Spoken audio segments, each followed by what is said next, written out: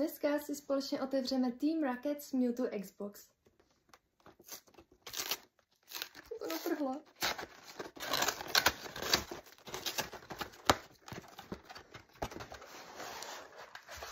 Hnedka na vrchu tu máme promo karty. Jako první tu je Giovanni, potom Mňau, karta, kvůli které jsem to objednávala, exový Mewtwo. Nesmím zapomenout na Jumbo kartu exovýho Mewtwa, na který mám i to special album. Ještě tam máme první. Hezký, že? A ještě tady je ta samolepka. 4 boostry, 2x Destinera, jednou Surging Sparks a jednou Temporal Forces.